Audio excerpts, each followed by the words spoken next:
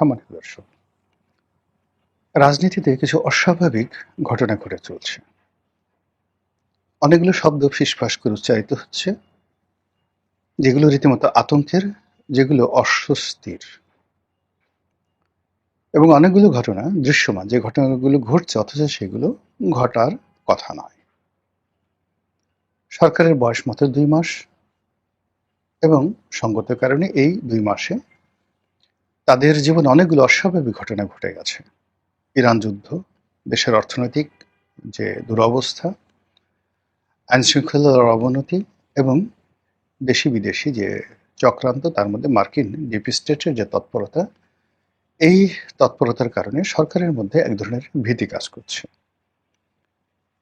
২ নম্বর হলো যে গত ১৮ মাসে পর্দার আড়ালে যে সকল ঘটনা ঘটেছে এবং বিএনপির সঙ্গে যে সকল কাণ্ড ঘটানো হয়েছে, বলতে গেলে বিএনপিকে নাকে দড়ি দিয়ে ইনুস জমানাতে ১৮টি মাস যেভাবে ঘোরানো হয়েছে, যেভাবে তাদেরকে অপমান এবং অপদস্থ করা হয়েছে, তার আগে শেখ হাসিনার জমানাতে ১৭টি বছর ধরে যে নির্মমতা এবং নৃশংসতা চালানো হয়েছে, ফলে তাদের যে আত্মবিশ্বাস, তাদের যে কাজ করার প্রেরণা, চিন্তা করার ক্ষমতা, এবং একটা রাষ্ট্রকে নেতৃত্ব দেওয়ার জন্য যে সাহস এবং শক্তি দরকার, সেটি যথেষ্ট ঘাটতি তাদের আছে। এবং এটা রিবিল্ড করা, নতুন করে এগুলো গড়ে তোলার জন্য যে অনুকূল পরিবেশ দরকার, সেই অনুকূল পরিবেশটি হঠাৎ করে প্রতিকূল হয়ে পড়েছে। কেন প্রতিকূল হয়ে পড়েছে, কিভাবে হয়েছে, সেই বিষয়গুলো বলবো। তার আগে আপনাদের সামনে কতগুলো বাস্তব চিত্র তুলে ধরি। যেমন ধরুন, অল অন এ সাডেন, কোনো কথা নাই বার্তা নাই, আমাদের পররাষ্ট্রমন্ত্রী ভারত গেলেন। কেন গেলেন, কি কারণে গেলেন, এটা কোনো সুনির্দিষ্ট এজেন্ডা না থাকলেও বাংলাদেশের কাছে ছিল একরাশ আশা এবং আকাঙ্ক্ষা।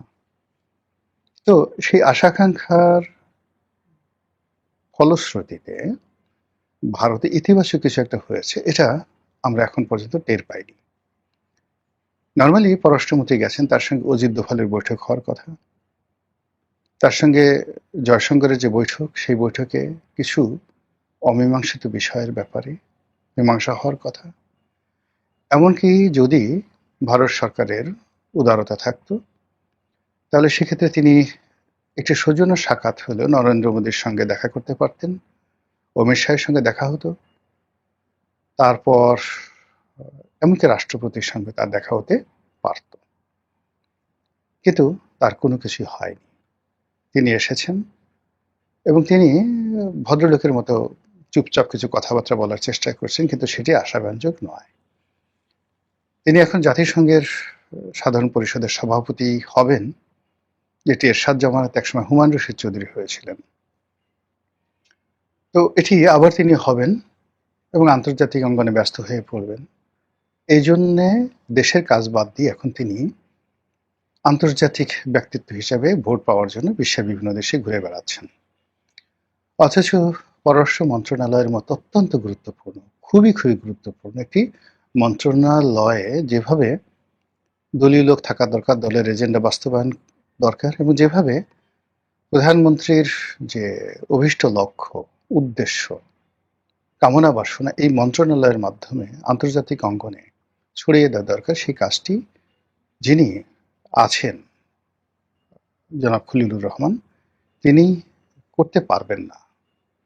তিনি বাইরের মানুষ, অন্য দলের মানুষ, অন্য গ্রুপের মানুষ, অন্য জমানার মানুষ, যার সঙ্গে বিএনপি কোনো যোগ নাই, অথচ তার উপর নির্ভর করা হয়েছে এবং তার সঙ্গে যাকে দেয়া হয়েছে উপদেষ্টা রূপে, তিনি জনাব খলিলুর রহমান সাহেবের সহযোগী রূপে বিভিন্ন জায়গাতে যান।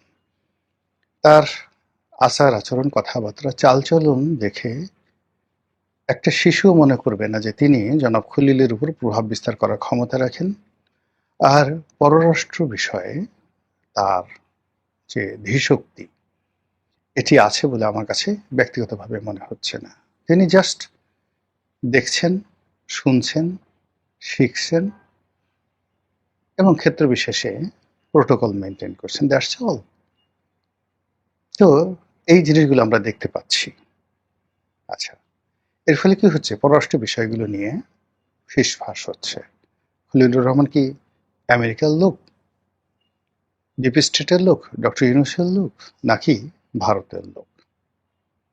নাকি বিএনপির লোক, এগুলো নিয়ে কিন্তু প্রচণ্ড ফিসফাস হচ্ছে। এবার আসুন স্বরাষ্ট্র মন্ত্রণালয় নিয়ে। এখানে বিএনপির সবচেয়ে চৌকস, সবচেয়ে যোগ্য, সবচেয়ে ত্যাগী এবং ডক্টর নয় ডক্টর মোহাম্মদ ইউনূসের সাথে যিনি তারেক রহমান সাহেবের প্রতিবিম্ব হয়ে কাজ করেছেন, সেই জনাব সালাউদ্দিন, যাকে বলা হয় ডিফ্যাক্টো প্রধানমন্ত্রী, যাকে বলা হয় তারেক রহমান সাহেবের বিশ্বস্ত ভ্যানগার্ড, যাকে মনে করা হয় পরবর্তী দলের মহাসচিব, ইত্যাদি আরও অনেক কিছু, সেই সালাউদ্দিন আহমেদ, তাকে নিয়ে কিন্তু ফিসফাস কম হচ্ছে না, বরং খলিলুর রহমান সাহেবের চেয়ে বেশি। এবং তিনি এখন সারা বাংলাদেশের হিংসার পাত্র, ঈর্ষার পাত্র। কেন তারেক রহমান সাহেব তাকে এত ভালোবাসেন, কেন তার হাতে সবকিছু ছেড়ে দিয়েছেন, কেন তিনি তারেক রহমান সাহেবের এত প্রিয় পাত্র হয়ে উঠলেন, কিভাবে হলেন, উদ্দেশ্য কি, এগুলো নিয়ে বহু ফিসফাস।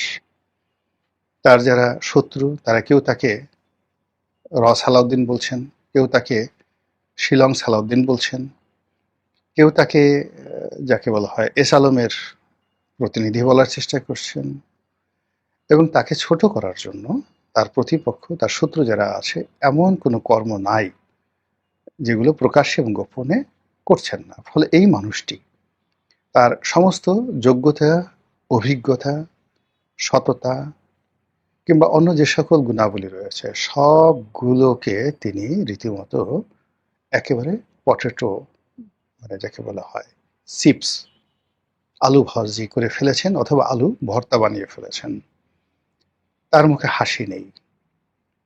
তার যে ইমেজ, এটিকে এনলাইটেন করার জন্য একটা ফেসবুক পেজে তাকে জাস্ট অভিনয় করানো হয়েছে। তিনি একবার পাঞ্জাবি পরেছেন, সমুদ্রের তীরে হাসছেন, তারপরে নেপথ্যে গান বাজছে, তিনি হাত নাড়ছেন, পিছন থেকে যে লাইট অ্যান্ড সাউন্ড আসছে, দেখে মনে হয় যে তিনি দেবদূত। কিন্তু প্রতিপক্ষ, বিশেষ করে জামার শিবিরের যারা লোকজন আছে, তারা তাকে নিয়ে যে সকল কুৎসা রটনা করছে, সেটার পরিমাণটা বেশি হচ্ছে, ফুসফাস হচ্ছে। এবং যে সকল ফুসফাস হচ্ছে, সেটা সরকারের জন্য, তার জন্য, তারেক রহমান সাহেবের জন্য ভালো কোনো খবর না। মানুষ প্রশ্ন করছে, ফিসফাস করছে যে সেনাবাহিনী কেন এখনো ব্যারাকে ফিরে এলো না, সেনাবাহিনী আর কতদিন থাকবে, এই সরকারের উপরে জেনারেল ওয়াকারের ক্ষমতা কতটুকু আছে, ক্যান্টনমেন্টের ক্ষমতা কতটুকু আছে। যেহেতু এগুলো স্পর্শকাতর বিষয়, এগুলো নিয়ে কিন্তু ফিসফাস হচ্ছে। আপনি সেই ফিসফাস বন্ধ করতে পারবেন না। ফিসফাস হচ্ছে জনাব তারেক রহমান সাহেবের কিচেন ক্যাবিনেটে কারা কারা আছেন, কারা তার সিদ্ধান্ত গ্রহণে সবচেয়ে গুরুত্বপূর্ণ ভূমিকা পালন করেন।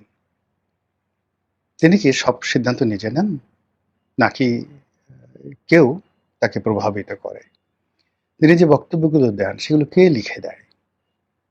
তিনি যে ইতিমধ্যে পাবলিকলি অনেকগুলো ভুলভাল করেছেন, সেটার জন্য কি তিনি অনুতপ্ত, বা তিনি কি নিজে এই ভুলগুলো করেছেন, নাকি তাকে দ্বারা এই ভুলগুলো করানো হয়েছে? এগুলোর ব্যাপারে তিনি কি সচেতন, ইত্যাদি ইত্যাদি নানা রকম প্রশ্ন। আর তিনি যেভাবে অনাড়ম্বর জীবনযাপন করছেন, এটি কি দীর্ঘমেয়াদে চলবে? তিনি যে মানুষের সাথে সহজ সরল স্বাভাবিক হওয়ার চেষ্টা করছেন, এটি কি অন্তর থেকে, নাকি এটি তার অভিনয়? তিনি যে জ্ঞানী গুণী ব্যক্তিদের সাহচর্য পাচ্ছেন না, অথবা তিনি হঠাৎ করে আব্দুল আবু সাইদ সাহেবের মতো জ্ঞানী গুণী ব্যক্তির সাহচর্য পেয়ে গেলেন, এই দুইয়ের মধ্যে পার্থক্য কি, কোনটি সত্য, কোনটি মিথ্যা, এগুলো নিয়ে নিদারুণভাবে ফিসফাস হচ্ছে।